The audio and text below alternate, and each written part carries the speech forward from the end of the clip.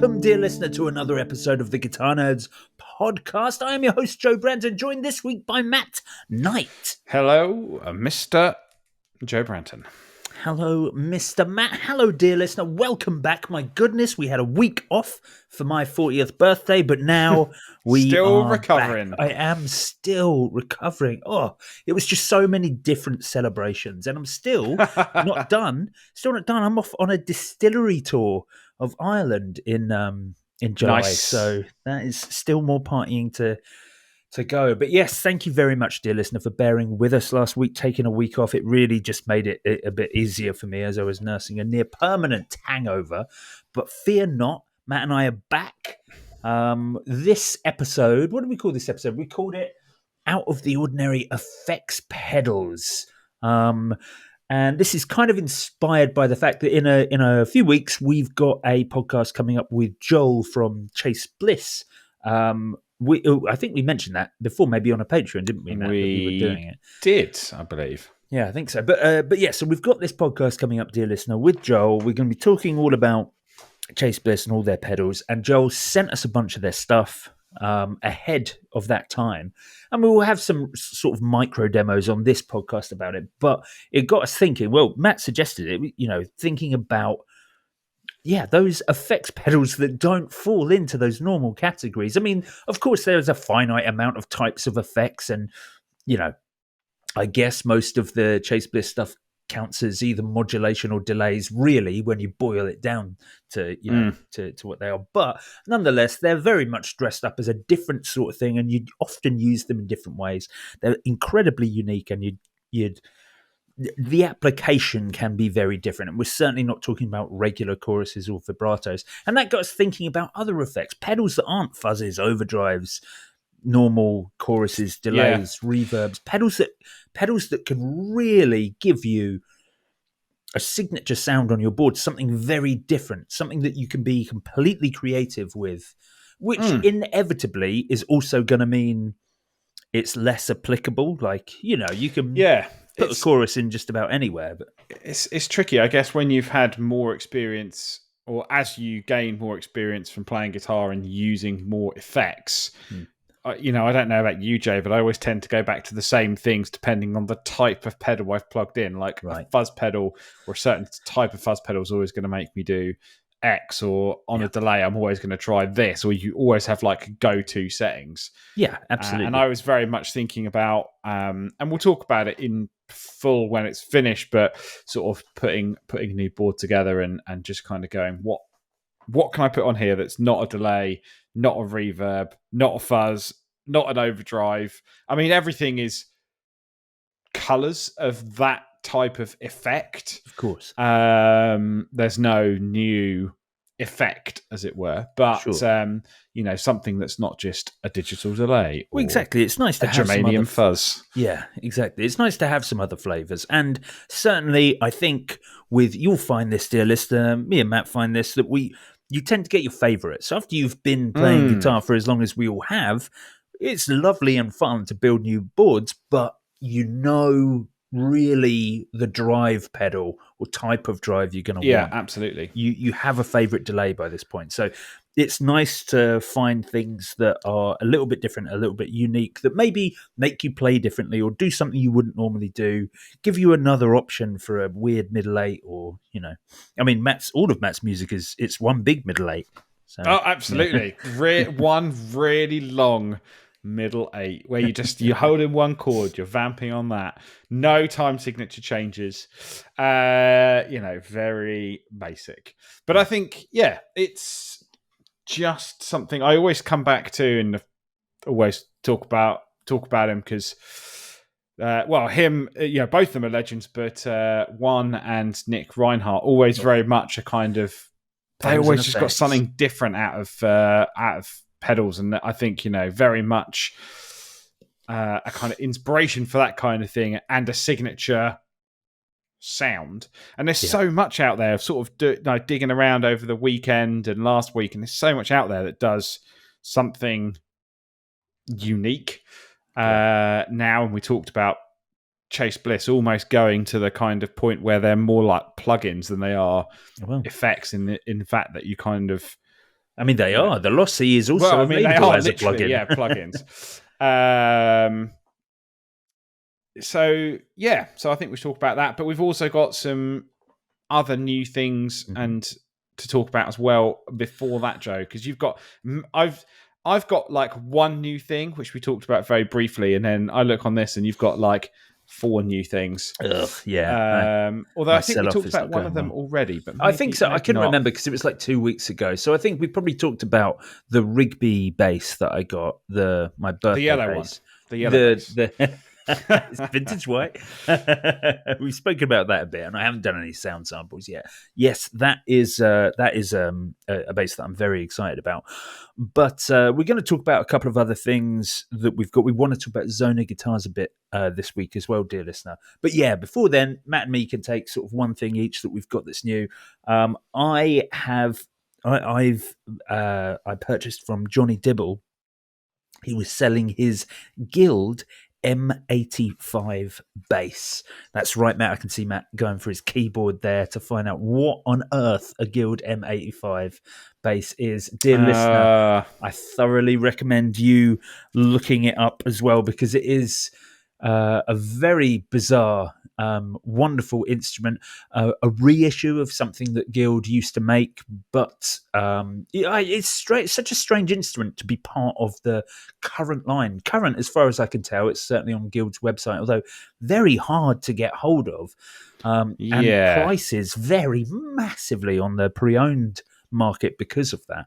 But yeah, they're calling it as part of the Newark Street collection of basses. I googled it, and Johnny Dibble's video was the first video that came up. Yeah. Should I keep this or the Guild? And he clearly decided to keep the Squire or keep the Guild, and he clearly decided to keep the Squire and then sell you the the Guild. So you got mugged off there, Joe. No, I think this is quite cool. I've not seen these before, and I googled it, but they also have some guitars in the Newark Street collection. They just call it black, but to me it's more like a piano black, like a very nice, like polished black with the ivory binding. It looks really premium. It is, yeah. Piano black, really difficult to photograph, especially because it's got that. Absolutely, yeah. It's got all that sort of that beveled, sort of angled top on it. So the angles are. I took a picture of it today and put it on Instagram, and I actually found that I had to put my camera timer on and leave the room because there was no way of me not being a massive reflection in the bass and taking a photo of it. So, but we got there in the end. But yes, dear listener, if you're not familiar with the M85, it is a small-bodied single-cut bass, so not dissimilar from Les Paul in its dimensions of body shape, a little bit fatter around the bum, but very similar. But it is incredibly deep. We're talking ES175 level deep. It then has that. I couldn't get that from the pictures at all. But that it's a small body. Yeah. Oh no. Yeah. I thought it was. You meant like a deeper body. Like no. How deep it is. Yeah, it's pretty deep, and it's got a big center block in it, so it actually weighs a ton. Which I'm as they should, Joe. As they should. Exactly, as they should. And it's got that classic Guild. The name of the pickups completely left my mind. Bisonic. Thank you very much. Bisonic pickups. That classic Guild Bisonic. So massive, big, almost square, huge humbucking pickup right in the bridge position. Unusual placement for a very retro bass like this, but yeah, love it. One pickup right in the bridge. Then it has a thumb rest and a tug bar, so you've got the at the sort of neck position, so you can play in either traditional ways. Big wooden saddles on this huge angled bridge piece. Simple volume and tone control. Oh, it's just gorgeous. It's the perfect old school bass. Yeah, it's just as a quick update while doing a bit of hunting, googling around, it is actually discontinued. They discontinued it in 2016. The only basses that Guild make now are the Starfire and the Starfire 2. They're the I only see. basses they make. Yeah, they seem to. Again, they're still saying that's the Newark Street collection. I'm guessing that's because, again, based on some of their older models. But yeah, the Starfires are the only ones they make in a bass at the moment, apart from some acoustic basses as well. Yeah, I see. But I don't know who plays an acoustic bass these days. No. Well, it's kind of a shame because it's such a great bass, but I understand that it's incredibly niche, a little odd, you know. It's very you. It's very you. But actually, I mean, again, Guild makes some great guitars. I see old Ryan from 60 Cycle Hum playing the Surfliner quite a lot, and I always think that's a very cool looking guitar. I mean, they are a retro brand, really, aren't they? Cool brand. You know, I love some of their old B series basses as well. I always see them. Come up, and I never have quite taken the plunge. But I'm looking at their guitar line now, especially their semi-hollow models, and there's just such a cool range of instruments. Like they do their Starfire Jet 90, which is a 3P90 Bigsby. Well, it's a Guild version of a Bigsby loaded thin single cut with a six, with a one side headstock. It's that big Guild headstock. That is cool. That is super cool. Quite.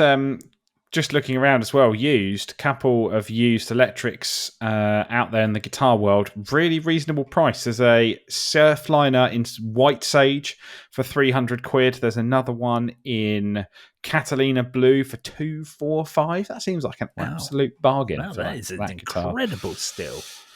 If I needed more guitars, I would. I'd be very tempted. I actually think I prefer the Polara shape to an SG as well, which is that sort of Guild version of an SG, which feels a bit stretched out and slightly more angular. They also do. I didn't realize in this Newark Street collection they've kind of got like a 175 style thing with a Bigsby. Again, you just go back into history and you just you find so many cool shapes and designs that you just wouldn't expect, but really interesting. When you look at, there's a Guild T100B Slim Jim, which is basically a 135 style shape with the fixed wooden saddle with one P90 in the neck, and you realise everyone's going for that kind of student type jazz guitar at that point, 1962, late 50s. Or going back even further than that, into the kind of late 50s. It's amazing that everyone was doing something similar or copying the big people at that point. A lot of acoustics. It's just not a brand I've interacted with loads and loads. Well, that's something I'd like to remedy this year. I really would like to, maybe get myself a Guild guitar because they are just cool. There's just, there's nothing about them that's not awesome. They're just interesting, retro, quirky, cool, still classic enough, and ticking all the boxes. And from a pedal point of view, they were the brand that basically brought the Big Muff to market, I believe. Really? I did not know. So there's actually one for sale on Reverb right now, the Foxy Lady, which was basically the first Big Muff, I think, basically built by Electro-Harmonix but rebranded or built for Guild. So yeah, that was they're pretty rare, I think, because Mike Matthews from Electro-Harmonix always said that Jimi Hendrix played a Big Muff, but there's no real pictures of him ever playing it. But people say that he might have had a Guild pedal, or there was another one at the point, and then they named it Foxy Lady because of the Hendrix thing. I don't know the full story. Probably got that massively wrong, but I think that's how they came to the sort of Hendrix connection. But yeah, Guild bought out that. They sort of bought that out, but I think they were built by Electro-Harmonix. I mean, this one is crazy money, $2,500. Oh, that's a lot of money for a fuzz. I'd just buy a Thorpe Fallout Cloud and I mean that. Hard to top. And speaking of Thorpe, Matt, actually, I did let our listeners know, because you sent me a photo after we'd spoken about it last week or the week before, that when we were talking about that Thorpe old timer, one of the secret projects that Adrian Secret had Project been 3. working on, Secret Project 3, where he'd put a bunch of stuff into one chassis. You sent me a photo of it in your hand, and I did let our listeners know on the Guitar Nerds group on Facebook. But yeah, I want to hear about your experience with the Thorpe Old Timer now that you've got it, and also just remind us all of what it is, because it was several things in one, but it's all original things, right? It's not existing Thorpe pedals. Yes and a no. Right. So basically, the Thorpe Old Timer, which was Secret Project number 3 from Thorpe, is a 3-in-1 pedal. So you've basically got an octave fuzz, a fuzz face, and a univibe, Right. all in one box, all with their own foot switches. So effectively, there's a fourth foot switch, isn't there? There is a fourth foot switch, is that which tap? It's to go between the chorus or vibrato on the univibe. Lovely. So effectively, it's just 3 pedals in one box. You want to look at, because they all have their own in and out as well. Yes. But there's a couple of really interesting things and a bit of history. So we have talked loads on the podcast, and I can't remember if I talked about this specific point a few weeks ago, but for ages been searching for the old Fox Rocks Captain Coconut. We talked about it many times before, which is basically Hendrix in a box, an octave fuzz, a fuzz face, and a univibe. And when I spoke to Thorpe about this, I was like, haven't you? This feels very much like that kind of Captain Coconut kind of vibe. And he's like, oh, well, I just have to have one, and I think it's okay, but I could do it much better. And, I think that's where a lot of that inspiration came from for this, because it is effectively like Hendrix in a box. You've got those kind of 3 most used effects by him. So the octave fuzz is totally unique to the Old Timer. They don't make that in a current pedal. So that's based on the Tycho Brahe, I think that's how you pronounce it, Tycho Brahe Octavia, which was like the first kind of classic, what we would say now, classic octave fuzz. Right. So very much got that kind of upper octave zing Lovely. to it. But just like more harmonic character than an actual sort of... Yes. No. Yeah, it's not like putting an octave up with like a whammy, because that was obviously all digital. This is done all from an analog perspective. People would probably recognize it from it's the kind of blue wedge-shaped box with 2 controls. Effectively, you've got volume and boost. One is kind of how loud it is, but it also adds gain. Plus, you've also got boost, which kind of adds more gain. Right. So you can kind of really, really dial it in, which is really interesting. But a couple of unique things that Thorpe's done for the design. One, you can lift the octave out of the circuit. So you can take the octave out, and then it becomes more of a kind of just a straight up fuzz. Right. But it's also got a transformer built into the front end, which makes it think it's seeing guitar pickups, because a lot of the vintage fuzzes, as we all know, kind of need to be the first thing in the signal chain. So this remedies that, so you can basically put it anywhere. Right. It's then got the Tacit Blue fuzz face, which was a limited other special project, I believe, which again has the transformer in it, but it also has a smoothness control, which basically takes out some of the woolly bottom end and basically kind of like a much better sounding fuzz face. Oh, and right. Then, so it makes it more modern sounding. Yeah, in some ways. And then a bias control, because obviously a fuzz face is just volume gain. This is the smooth control that takes out a little bit of that bottom end, but also a bias control that sort of sags the pedal a little bit and gives you a bit more of a spitty fuzz without it becoming like full Velcro, like craziness. Yeah. And then you've got the ER2 Univibe version 2. So the version 1 was discontinued, and the version 2 is out now. I don't know if they're making that as a separate pedal. I think they are again now. It's not listed on their website, so maybe they haven't launched it yet. But it is effectively their ER2, but again a few kind of changes. including the fact that it now has an expression pedal output. So the ER2 didn't have expression pedal out, so as far as I remember. So I think now you've got expression pedal, which is very cool because now you can plug an expression pedal in and go for that full kind of univibe type thing. Yeah. So on the back, you've then got separate in and outs, so you could reroute it in any order if you wanted to. You could put the univibe at the front, or you can run other pedals in between. Or you can run it in a switcher, and then effectively it becomes like 3 separate pedals. That's such a lovely touch, because that's almost always the downside of these things, where companies make sort of multi pedals that give you the option of switching between those, but they tend to not be great when you're trying to plumb them into a board. It's it was the big problem with the collision devices, black hole symmetry. Great effects and everything, but it's just one in and one out. So for anyone using a switcher, problematic. I think that's the thing, isn't it? We're so tied to an effects chain order that we're like, oh, you can't put that there, or you can't put that there, and really we should just be experimenting. But I understand, because I feel the same way sometimes. We're like, oh, but this has got pitch shifter, which you kind of want at the front sometimes, and delay, or it's got fuzz and reverb, and you're like, but then I don't want to have that at the beginning, because then it might run into other drives. I might want to have it at the end. But yeah, I always think the option to be able to split it.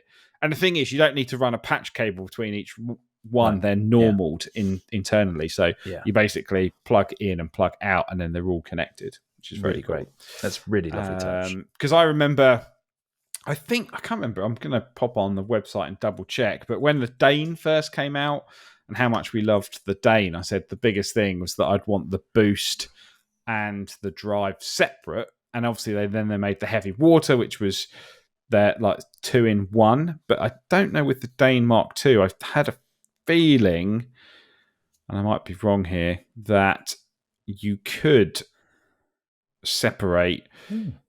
You could separate them, but I can't remember if that was the case. I always did say they should do it as an optional extra that you could use, because there are some pedals. Just trying to think.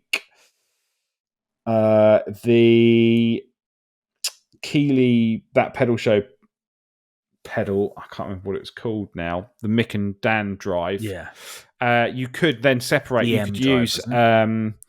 You could use stereo to mono jacks, like Y cables, and then you could split each side of the pedal out. I see. Which again is really handy if you like putting it in a switching system and you want to switch the order around a bit. Obviously not for everyone, but it is a nice extra option.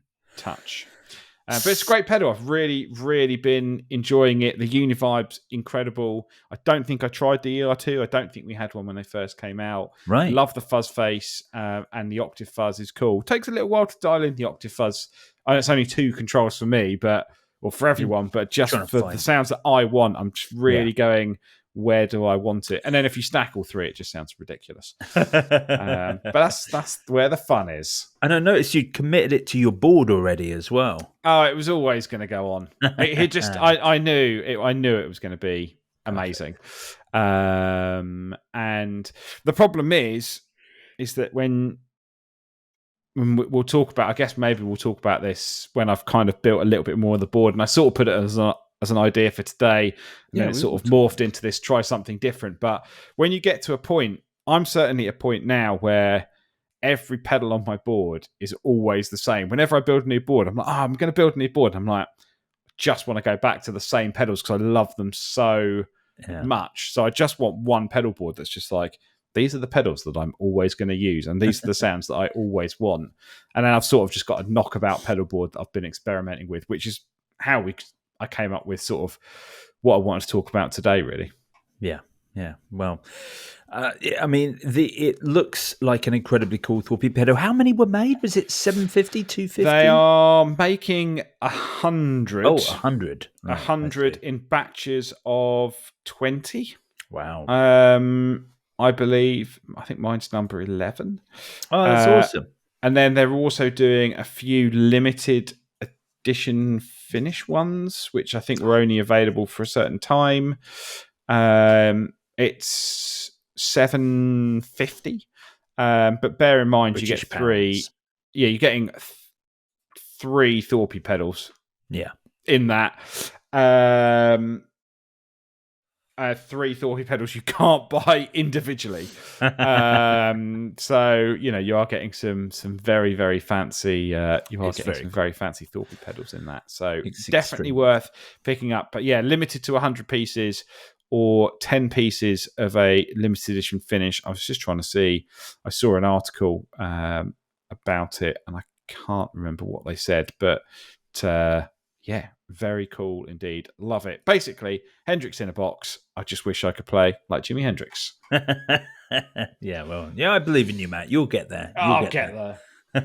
Now, a few guitars that I picked up over the last couple of weeks, actually. Wayne from Zona Guitars popped by my house, and he went off for a lovely holiday in Scotland. I think it was Scotland. He's going on a walking holiday for like 3 weeks. They're camping, everything. So he was like, well, here are my 4 sort of trade show guitars, the things he brings and has on stands that, for me to mess around with in that time. So I was very happy about that. So I got 4 guitars and a prototype bass as well that we'd been sort of exchanging. Like, he let me pick the finish and all of the rest for the bass, because we were sort of talking about what it could be and what it could consist of. But he's left these guitars with me, and I have had the best time with these Zona guitars. Now, dear listener, you might not be familiar with Zona because they are a very small company, a small British guitar brand. Wayne used to live in France, and I think he started the company there, but he's now back in the UK. And yes, Zona guitars consist of a number of models. So I've got the 4 models, including the bass, which is the Asgard, the Iska, the Sulis, and the Fenrir bass. So all with that sort of Viking terminology for names. But don't be mistaken, despite the use of those names, we're not talking about super heavy metal instruments. We are, in fact, talking about very cool, retro, relic-y, not dissimilar from companies like Trent and Fidelity, that kind of edge of this new modern retro instrument. So sort of modern playability and features, sensibilities, but vintage inspired, classic, catalog guitar looks, which I love. I'm a big fan of. Wayne also does pickups. Zona pickups are really interesting, and they go into all of his guitars. He does the 35s and the 23s are the 2 ranges of pickups, and they're really unique in that they're humbuckers, but they are each pickup has coils with individual magnetic pole pieces. So it's like 2 single coils strapped together, but each coil has offset winding and different magnets. So the 23s is Alnico 2s in the outer and Alnico 3s in the inner, and the number 35s are 3s and 5s. Oh, that's because as you were describing that, I'm like, Joe, you're just describing a humbucker. Like 2 single coils wired together. I'm like, Joe, come on, don't let the listeners know that we know nothing about instruments. And I think that's quite a cool idea, because effectively, humbucker is 2 single coils wired together in series that cancel noise, and the fact that you could then have 2 single coils effectively with different magnets or different winding and put those together. Yeah, it's quite a cool idea, actually, because then you can really change things up in terms of tonality. Yeah, it's really great because it essentially gives you, each pickup has 3 very distinct tones, because you can have it humbucking or the inner or the outer coils, and then being different Alnicos mean that it's not an afterthought, like a lot of coil tapping is. It's very much, each sound is unique and interesting and very different. I found the differences, especially between the 2 singles, quite substantial, which was just really great. With them, the nature of the circuitry means you are changing all of them, so it's not like you could set a humbucker on one and a single on the other. You are choosing. There are two additional switches basically come on the guitars. One switch creates the split, so it's humbucking when it's defeated, and then you turn it on and it splits. And the other switch flicks between the inner and the outer coils. Right. Okay. But it's just really great, really interesting, a lovely little feature, and a great little thing to have on the range. So I was a big fan of that from the get-go.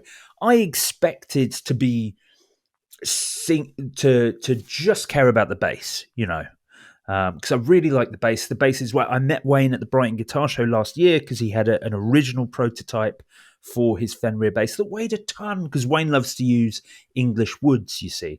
And I can't remember what it was. It was like cherry or something, but it weighed an absolute ton. He's still using the same wood, but he's redesigned this interesting sort of chambered body that he's working on for the bass to try and give it some weight relief. It's really good. But anyway, I expected to just care about the bass.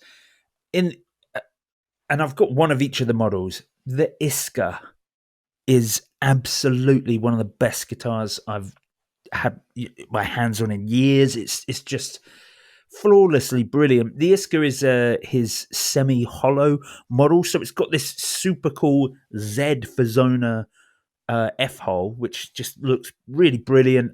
This lovely big... Nice to see a unique F-hole design as well. I know that sounds silly, but that's a really nice little touch. It's a lovely touch. It's a great sort of slightly offset retro body shape deal. And the one I've got is in like a shoreline gold. It's the one on the website, actually. So it's a shoreline gold. It comes across a little green in some pictures. But gorgeous control plate with these big knobs that Wayne was able to source a load of from this old hi-fi company from the 80s that had gone out of business. And this one, the Iska actually doesn't have that pickup feature that he adds onto the other models with the coil tapping. It's just humbuckers, and instead on the Iska you get 2 volume controls and a tone, much like the Mariposa, the Music Man. Yeah, I think that's we sort of said briefly before we started. I'm just like, I know I'm much more of a volume player than I ever have been.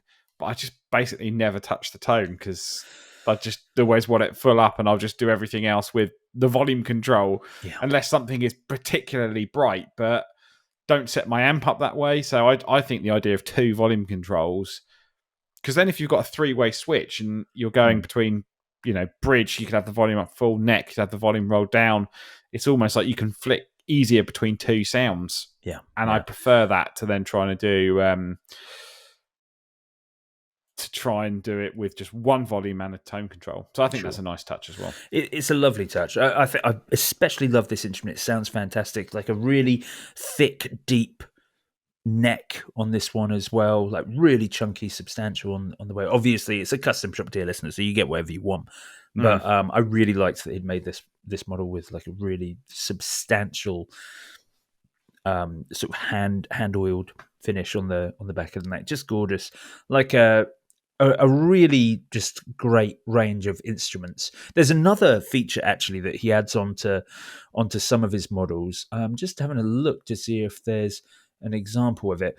So I don't think it's a stock thing, and I'm not sure how he's introducing it yet, but there is, and Matt, you'll see this, and dear listener, if you go onto the Sulis body shape, the third picture in is of a graffiti yellow Sulis, which is a solid body, a little fatter, a little dumpier, still very retro, and he's gone for these real sort of toaster cover pickups on this one.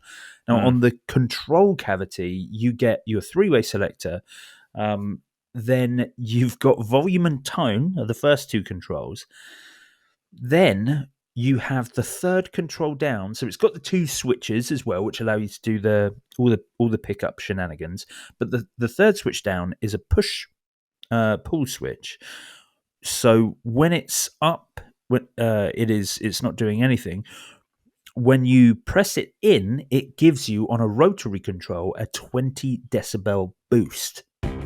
Guitar Nerds is sponsored by Stringjoy Guitar Strings, the world's first true guitar string custom shop. The thing that I love most about Stringjoy is just their attention to detail, their dedication to making their strings the best in the world. and that's a labour-intensive task that they don't shy away from. Stringjoy are also innovative. They're always looking for new ways to make strings better. As guitar players, we've become so used to all the shortfalls of commercially available strings that we stopped even looking for them to be better, last longer, intonate well, easily. Stringjoy bring all of that to every pack of strings they make, and they're available almost as readily as any other generically made guitar string. Stringjoy strings are available at stringjoy.com and at 400 plus dealers across the globe. If your local store doesn't stock Stringjoy yet, ask them to. It's got a 9-volt battery. That's a lot of boost. It's a lot of boost. So obviously you're rarely going to use, I was talking to Wayne about it and he was like, to be honest, yeah, sort of, I guess the top 50% of it is less usable, really. But the rest of the rotary there is really usable for driving pedals into sustain or just creating an overall thicker, more driven tone. It gives you this active pickup option in there, whilst you can still have that the very classic sound of the Zona guitars as well. So it's just a really cool feature. I feel like Wayne's always trying to think of something slightly interesting and unique, and I really like that in my luthiers. Yeah, no, I think these look really cool. Hopefully, get a chance to play one at some point. I like the retro feel, but again, care and attention to doing things differently, like the scratch plate, like the tailpiece. I love the kind of, it's really in at the moment, but yeah, those toaster style pickup covers. I just think it's just really nice to just go, I'm not going to do a T style guitar or an S style guitar, and it's it's almost like piecing bits together. It's like, no, I've actually thought about it, and this is what I want it to be. So yeah, I'm in. I'm very much in. I think it's great. They are very cool indeed. Well, over the weeks to come, dear listener, there'll be more videos. I've been using them in a handful of the Instagram videos that we've made recently. I also used them in a couple of videos, I think, for KMA machines over the last week, and a video for Great Eastern Effects as well. So you can always check them out there. But really having the best time with them. They're absolutely fantastic guitars. Matt, we should get on to start talking about the out of the ordinary effects pedals. Absolutely.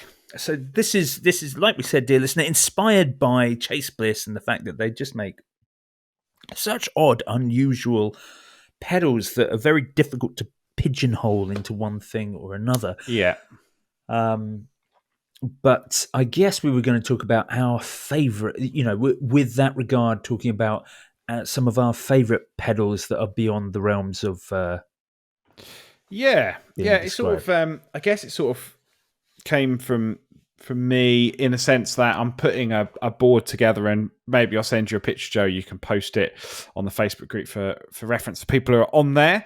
But I kind of got a space left that it kind of fit like 2 more pedals, and I'm like, look, I've got 5 drives on there. I've got like 2 different delays, H90, which does loads. So you could argue, well, you just trim everything down and use that. And I'm using that for very specific things. But I like the idea of having 1 or 2 pedals that you can stand on, and they kind of do something a little bit different to everything else on the board, or perhaps go down a particular rabbit hole.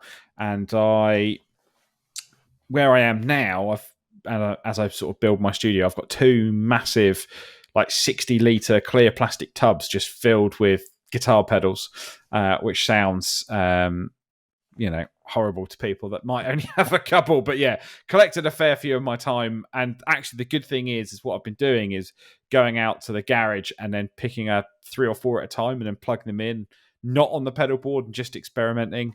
And because Joel and the guys at Chase Bliss sent us some of the new Chase Bliss stuff to check out, I went back into the Chase Bliss mood, and I was like, this is the kind of thing that you can't really dial in on the H90, because the way they've programmed the mood is a very specific thing.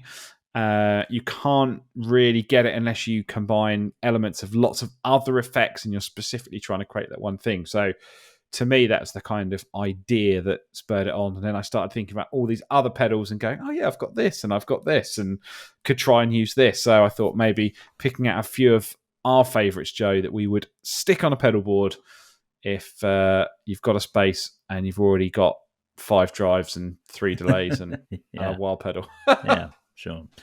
Yeah, so I guess the pedal types that we'll be talking about a lot will be lo-fi pedals, which is very much the bread and butter of Chase Bliss.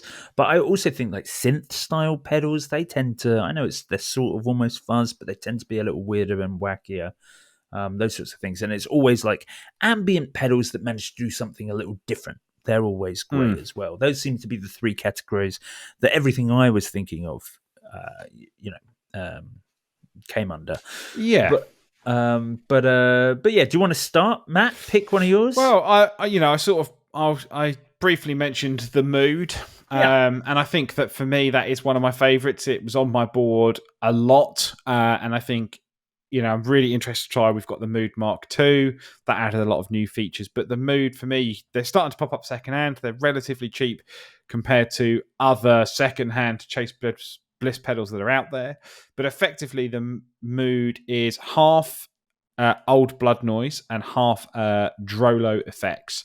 So you've got a micro looper on one side and then a delay and reverb on the other, and then the whole thing is controlled by a clock, which basically determines how high or low fidelity the entire thing sounds. But the great thing is the clock speed is preset to go between fifths and octaves, so it's always in tune, which I really, really like. And this is just a great instant ambient machine because the micro loop is always listening. You can play something, you step on it. Every time you step on it, it does something different.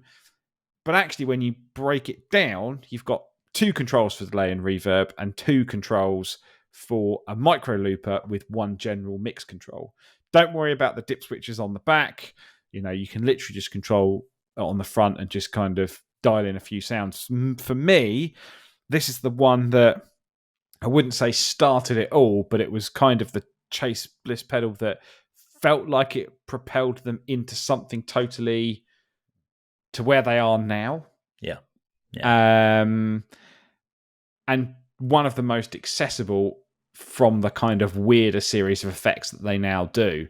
That's you can just turn it on and it just works and makes sounds that are easy to listen to, very much tunable. And I think it's just one of my favorite pedals for adding into any situation where you're like, I just want it, Microcosm's great, but it feels like you've got to dial it in a little bit more. This, you just step on it and it just works. I mean, I think the tagline for this pedal is something like instant ambience or something like that. Yeah, I think it might have been. I think when they redesigned the website, they've gone with 2 channels of spatial chemistry, which also works very, very well. And obviously now you can get the Mood Mark II, which adds things like stereo and a few other cool changes as well. But I think it moved away from the kind of classic just a freeze pedal that's freezing like a very small portion, actually like looping, like micro looping a very small portion if you're playing. And then obviously you can stretch that, you can then kind of speed it up or slow it down, or you can even have it dynamically controlled via an envelope. But again, it just comes back to putting it on the pedal board. You don't really need to worry about presets or MIDI. Just hit a bunch of controls and away you go. Unless you find lots of settings you like, then you can get a Faves pedal or a MIDI pedal to control it. But I like this for ambient stuff. It's great. It really is. Absolutely. Here's 15 seconds of the Chase Bliss Mood to give you an idea.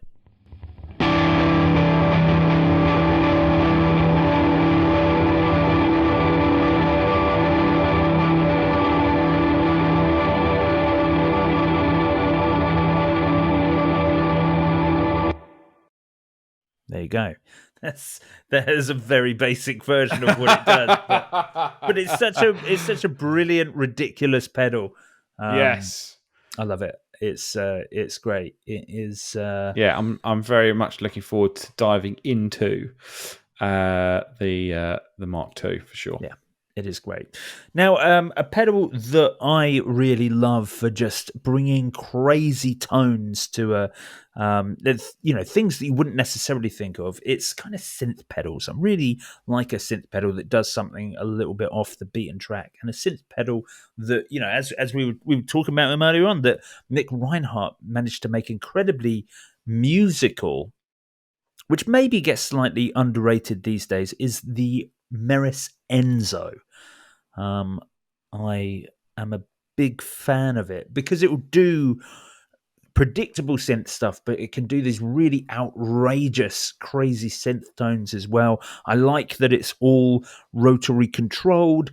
I really like the way the Meris pedals work in that range, the smaller boxes. So you get your set of 5 or 6 rotaries and then an Alt button, which turns those rotaries into a second set of controls for you to really be able to fine tune things. But just great for nonsense sounds. Here's 15 seconds of the Enzo.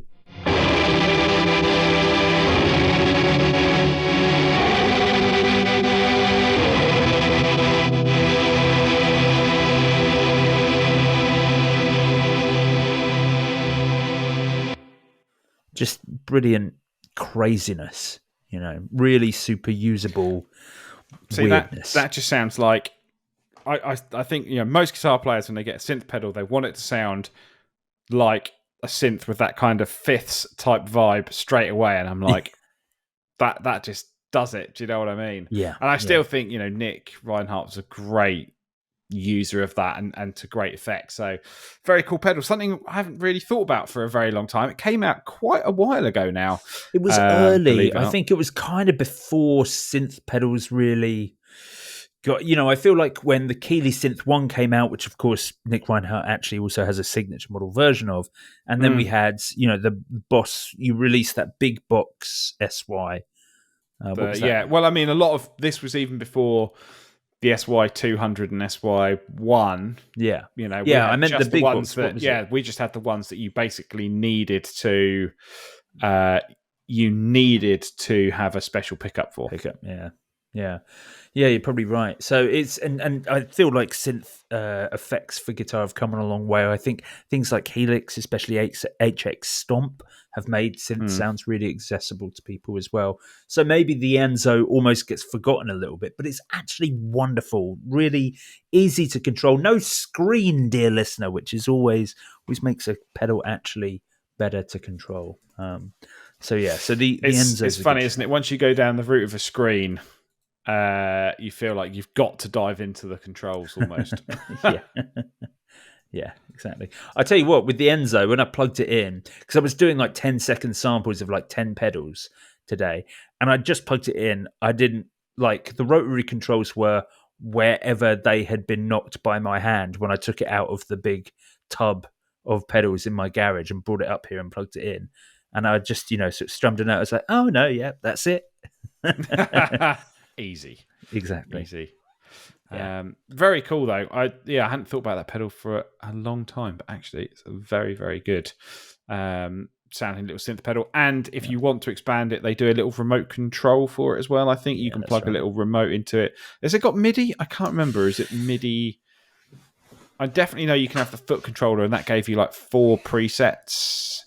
But I can't remember if you could ever use MIDI. Yeah, the expression out is also a MIDI out on there. So okay. It runs off of a normal jack, and it is stereo as well, which is always lovely. Yeah, very cool indeed. Very, very cool indeed. But yeah. So what about you, Matt? What else? Well, I'm gonna go new because this was also a news story, but this is something I'm seriously considering hitting the buy button on. And this is the Death by Audio and Earthquaker Devices Time Shadows subharmonic multi-delay resonator. So the Time Shadows, the original Time Shadows, the new one I think is Time Shadows 2, or they might just call it, no, I think they might just call it Time Shadows. But this came out as part of the 2020 Reverb pedal movie, and was limited to 1,000 units. The same time the Bliss Factory came out. And the Bliss Factory sold instantly. That's the one that I bought, like literally hit buy on it straight away. And then this one I was sort of like unsure about. I think it took a little bit longer to sell, even though it was limited, and sort of forgot about it. That was 4 years ago. And they've sort of reissued it now with presets and a couple of other features as well, including a switch to go to the secret mode that was on the original is now just a switch on the front. Right. But effectively, you've got an Earthquaker side and you've got a Death by Audio side. So one side is a sort of pitch morphed fuzz delay. The other side is a multi delay with a really resophonic filter, and then the middle is like a pitched warped delay. So every time it feeds back, it goes back into the pitch shifter and goes up again. So you get that kind of cascading, almost, I guess, Rainbow Machine-esque type thing. Yeah. And the demo that I watched was the Pedal Zone with Stefan, and I was just like, he sold it to me. It sounds great. I've really loved the Earthquaker side with that kind of fuzzy delay filter. I could see putting it in a space that you would normally put a reverb or a delay pedal, and you're basically making the delays or reverbs really gritty with a bit of fuzz. But the sort of resonant filter I thought sounded really, really good on the delay as well, and incredibly reasonably priced. I was going to say, what are they coming out at? I think they're $199. Oh, really? Wow! Yeah. For something this interesting and unique, $199, £199. Yeah, I'm really into it. I think it's really, really cool. I can see that easily. Something you wouldn't necessarily step on all the time, but definitely something that you were kind of, I don't know, you could dial in a few sounds and it would be a cool, handy, coming back to, I guess, your point, Joe, having a pedal on your board that you could make your signature sound. I feel very much like this could be this could be one of those for sure. Yeah. With not too much messing around as well. Yeah, absolutely. It's just, I love the idea of just a couple controls and that's it. You don't need more than that. Don't need more than that, just a couple of controls. I'm a big fan. Very, very cool. Getting what's their hot, dear listener. Only a couple of days ago from when we were recording. Yes, and I will say these ones are not limited. So this is a standard production run now, so they won't be going away anytime soon, which is good. I see. Just the original ones were limited, but these ones, no problem. Oh, how about that? Okay, cool. All right. Well, another pedal type. Maybe actually, let's kind of stick on the same brand on Earthquaker devices. This pedal falls more into the ambient type weird effects, and it's a pedal that I think, Matt, you and I have spoken about a bunch in the past because we've had it from Earthquaker devices for years. I feel like they sent it to us in like the early days of Guitar Nerds, and it's been on, it's been either at yours or Mark's or mine for the past decade. For many years, yes. Yeah. But I am talking about the Earthquaker devices transmitter, dear listener, which I'm not even sure is current line anymore. I wonder if it is. I will Google it. Transmitter. Well, I was doing the same. So, I mean, there are certainly plenty of them available secondhand. They really hold their value, to be honest, in the secondhand market as well. So the transmitter, dear listener, is a 6-controlled, I don't know why I did 4, a 6-controlled resonant reverberator. I think this is discontinued. Okay. Can't see it anywhere on their website anymore. No, yes. So the transmitter, they bill it as it creates an ultimate soundscapey backdrop to your all-night guitar freakout. It will quickly turn you into a 1 note per minute knob twiddler. That's their description of it. But it's very much, it feels like a real sort of ambient reverb delay mixed with vibrato, basically all in one control, and it gives you you get a mixed control, which is great because you can use it subtly if you want, or you can go crazy. But then you get that warp control, the rate, you get a darkness control and a frequency control. The frequency control can also be applied to an expression out as well to make it even more interesting. And I've done another like 15-second demo. To be honest, I wish I'd shown off more how crazy it can go, because it can go absolutely. It is such a good bonkers pedal, but it is actually such a great ambient soundscape tool. Just not the one you think of. When people want ambient soundscape, they get a big sky. That's or a blue sky. That's the thing. Cheating. That is cheating. Exactly. Whereas this is just quite simple and bonkers enough to be brilliant. But I just I'm a big fan. Here's 10 seconds of it.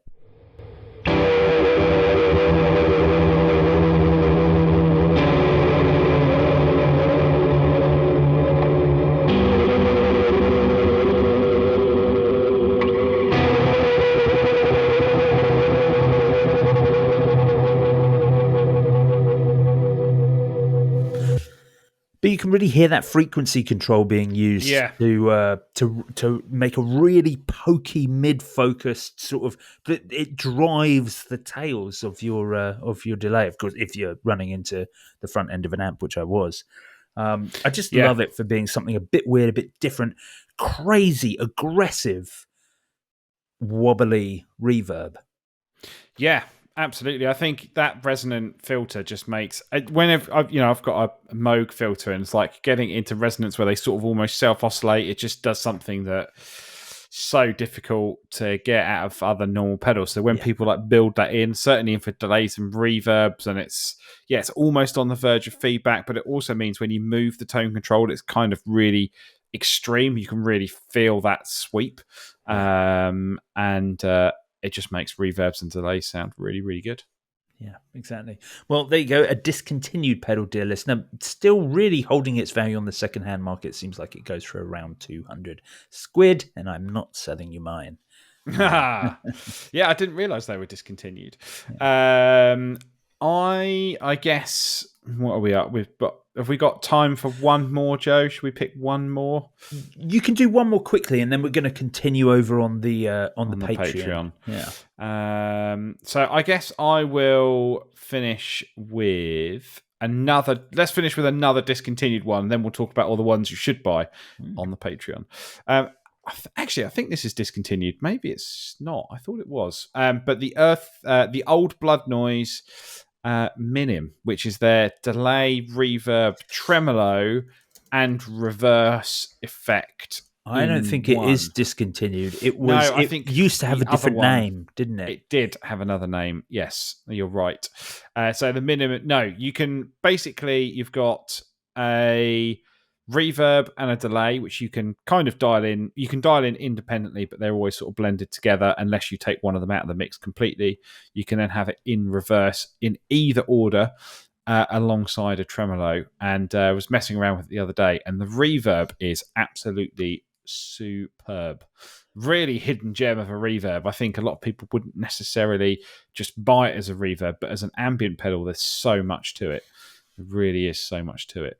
Yeah, and $249 direct from Old Blood Noise Endeavors. You can never really go wrong with this brand. I just think you cannot go wrong with Brady and the gang. Yeah, they just really know what they're doing, don't they?